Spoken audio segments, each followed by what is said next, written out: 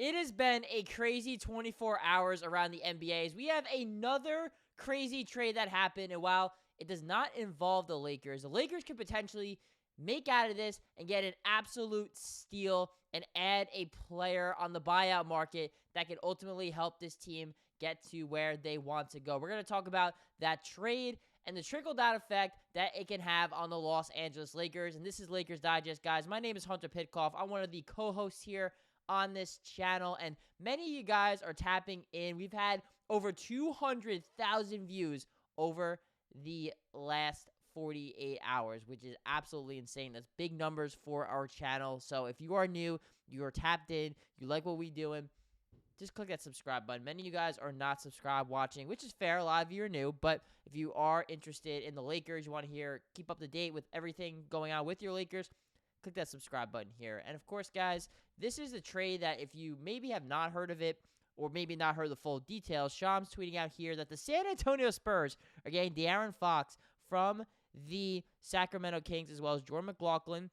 And then the Kings are getting Zach LaVine from the Bulls as well as Sidi Kisoko, 3 first-round picks and 3 second-round picks. So the Kings getting a King's ransom of draft picks and Zach LaVine. The Bulls getting Zach Collins, Trey Jones, Kevin Huerter, and their own 2025 pick back from the San Antonio Spurs. So we're not going to talk super in-depth about this trade. We're not Kings Digest, we're not Bulls Digest, and we're not Spurs Digest. So if you like any of those teams and you're watching, you'll be sure to check out those channels here on Digest Media because they are our brother, sister channels here. But we will talk about the trickle-down effect that it could potentially have on the Los Angeles Lakers. So the good news for the Spurs, I guess, is now they have their long-term solution at point guard.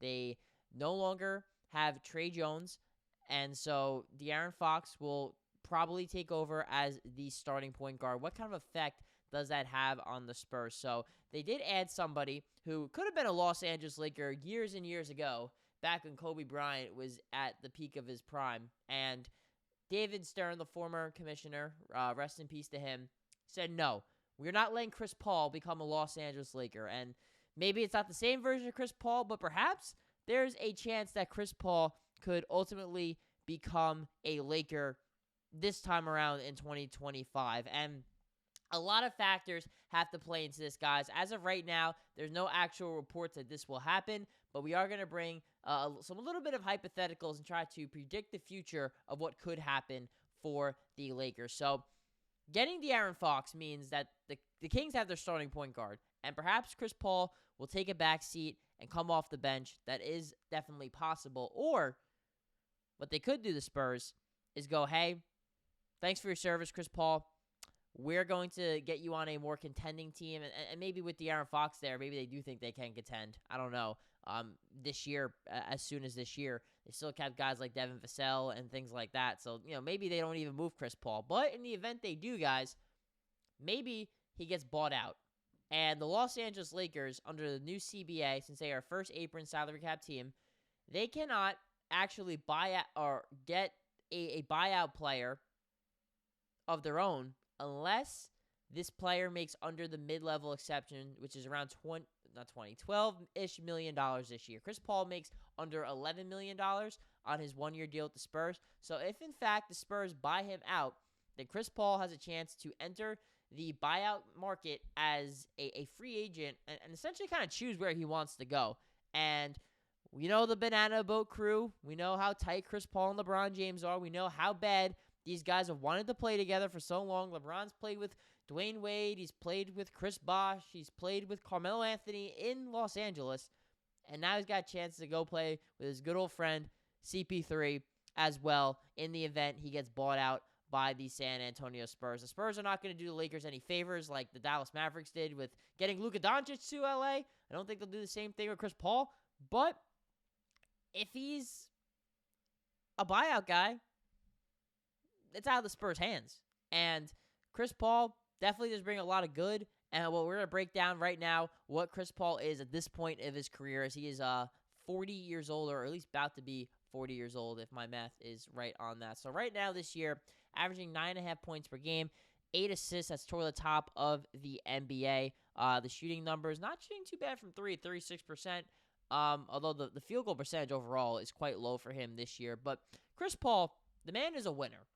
Throughout his entire career, I know he does not have a ring, but Chris Paul is somebody who has made players around him better because of his passing ability, and he has one of the highest IQs in NBA history, in my personal opinion. If you get Chris Paul, you get Austin Reaves, LeBron James, and now Luka Doncic, you have four of the smartest players in the NBA. I'm not saying the four smartest, four of the smartest. In fact, Luka, Austin Reaves, probably a little not in that top five, but those other three guys, LeBron, Luka, and Chris Paul, could very well be top five passers and high IQ players in the NBA. They know exactly how to read an offense and orchestrate in the half court.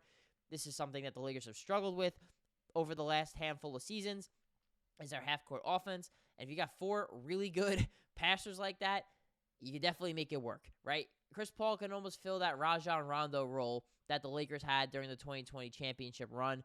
I'm not sure Chris Paul elevates the Lakers to be a champion this year, but could he definitely help? Yes. And the reason why Chris Paul could be a buyout candidate for the Lakers if he does get bought out by the Spurs is mainly because what the Lakers still need, right? They still need to find another center, maybe even two, and they still need to probably find some wing help as well now that Max Christie and Anthony Davis are gone from the Luka Doncic trade. So, as a result of that, they might have to give up a Gabe Vincent. They might have to give up a Rui Hachimura to make that happen, especially Gabe Vincent.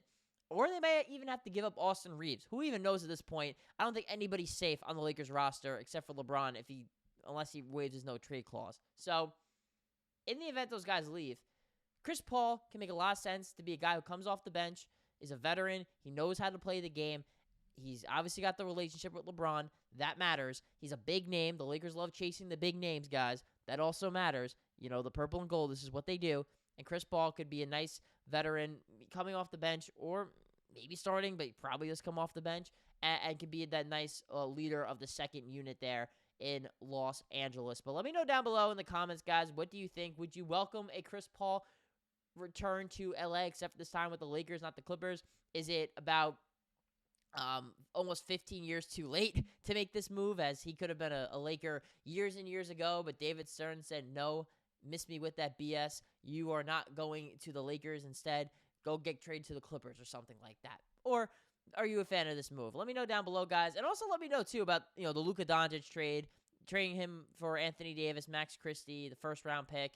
And what your guys' thoughts is on that as well, because that's still a big topic of discussion. If there's any other sort of moves that you guys want us to talk about, potential options coming up here, the NBA trade deadline is February 6th. We'll be more than happy to cover those guys for you. All we ask, though, stop what you're doing right now and just click that subscribe button. A lot of you guys are new viewers. If you're interested in our content, you like what you're seeing, you already made this far through the video and you like what you're watching and you're not subscribed, reach that platinum status. It don't cost you a dime. Click that subscribe button, as we will cover everything surrounding your Los Angeles Lakers here on Lakers Digest.